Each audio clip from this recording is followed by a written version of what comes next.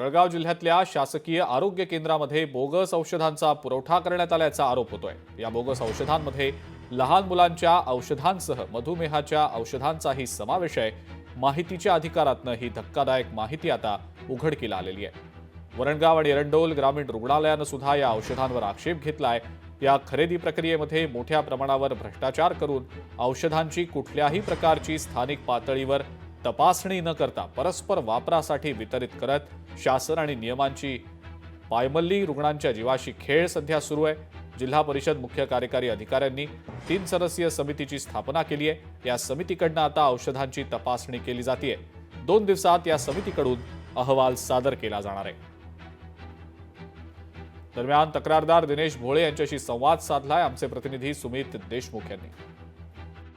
जळगावच्या आरोग्य विभागामध्ये एक मोठा घोळ समोर आलेला आहे। जिल्हा परिषदेच्या माध्यमातून रुग्णांसाठी लाखोचा कोट्यावधीचा निधी हा आरोग्याच्या औषधीसाठी आणला जातो आणि या आरोग्याच्या पार्श्वभूमीवर ज्या औषधी आणलेल्या आहेत त्या बोगस असल्याचं समोर आलेलं आहे। जे माहिती अधिकार भोळे आहेत, अधिकारी जे आहेत माहिती अधिकाऱ्याच्या माध्यमातून ज्यांनी जी काही माहिती मिळवलेली आहे ते भोळे आपल्यासोबत जुडलेले आहेत। आपण थेट त्यांच्याशी संवाद साधूया।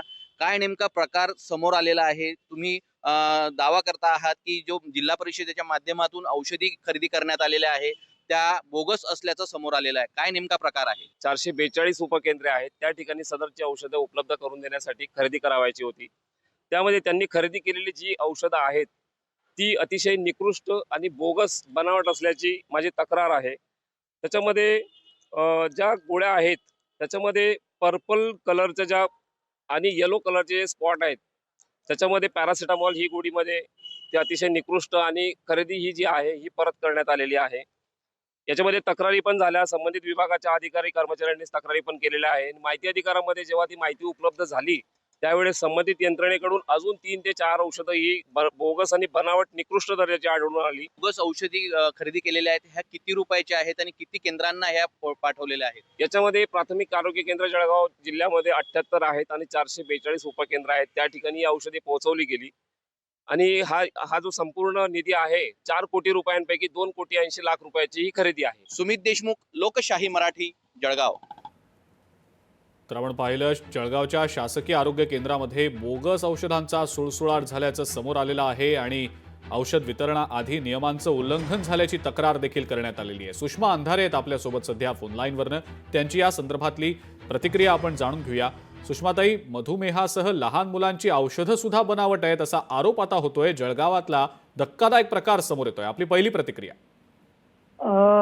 मला वाटतं हा प्रकार पहिला नाहीये। अधिवेशन सुरू होण्याच्या साधारण 2 दिवस आधी मी स्वतः अंबाजोगाईमधून पत्रकार परिषद घेतली होती आणि हा पहिल्यांदा प्रकार उघडकीस आला तो बीड जिल्ह्यामध्ये उघडकीस आला आणि बीडमध्ये हा संपूर्ण प्रकार उघडकीस येण्यास कारण असं होतं की अजिथ्रोमायसिनच्या आणि डायबिटीसच्या ज्या गोळ्या आहेत, विशेषतः त्याच्यातली अजून एक ताप आणि कणकणीसाठी जी आपण पॅरासिटामॉल गोळी वापरतो, या गोळ्या बनावट असल्याच्या लक्षात आल्या। ज्या वेळेला याच्या आपण डीन आणि या सगळ्या लोकांशी बोलायचा प्रयत्न केला तेव्हा असं लक्षात आलं की राज्याला जो काही वेगवेगळ्या सरकारी दवाखान्यांच्यासाठी औषध पुरवठा लागतो, हा औषध पुरवठा आरोग्य खात्याच्या संचालकांकडून खरेदी केला जातो। मात्र इथे औषध पुरवठा खरेदी करताना तत्कालीन आरोग्य मंत्री तानाजी सावंत यांनी जाणीवपूर्वक ही प्रक्रिया सगळी रद्द केली आणि आरोग्य संचालकांच्या ऐवजी औषध खरेदी प्राधिकरण हे त्यांनी उभं केलं। हे औषध खरेदी प्राधिकरण म्हणजे सरळ सरळ भ्रष्टाचारी यंत्रणेसाठीचे पाठबळ होतं आणि त्या यंत्रणेकडून ज्या 3 कंपन्यांकडून हा औषध खरेदी सगळी केलेली आहे त्या 3 मधल्या 2 कंपन्या गुजरातच्या आहेत। आश्चर्याची गोष्ट अशी की या दोन्ही गुजरातच्या कंपन्या फक्त कागदावरच आहेत। मग कागदावर असणाऱ्या कंपन्यांना ह्या सगळ्यांचं प्रमाणपत्र देणारं FDA अर्थात अन्न औषध प्रशासन पुरवठा म्हणजे तत्कालीन मंत्री धर्मराव बाबा आत्राम या लोकांनी यांना परवानगीच कशी काय दिली? म्हणजे असे अनेक गुंतागुंतीचे प्रश्न आहेत आणि मला वाटतं की हे आता बीड नंतर जळगाव जिल्ह्यात उघडकीस आलंय। हे खूप मोठं रॅकेट पूर्ण राज्यभर काम करत असावं। ठीक आहे सुषमाताई, खूप खूप धन्यवाद आपण प्रतिक्रिया दिलीत त्याबद्दल। तर जळगाव शासकीय आरोग्य केंद्रामध्ये बोगस औषध पुरवठा झाल्याचा आरोप करण्यात आलेला आहे. माहितीच्या अधिकारातनं ही धक्कादायक माहिती समोर आलेली होती. मधुमेहासह लहान मुलांची औषधं सुद्धा बनावट असल्याचा आरोप होतोय. औषध वितरणाआधी नियमांचं उल्लंघन झाल्याची तक्रार देखील करण्यात आलेली आहे.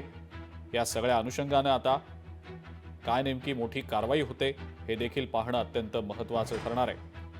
या अनुषंगानं जिल्हा परिषदेच्या सीईओंनी 3 सदस्यीय समितीची स्थापना केली आहे. समिती औषधांची तपासणी करणार आहे आणि 2 दिवसात या समितीकडनं अहवाल मिळण्याची अपेक्षा आहे.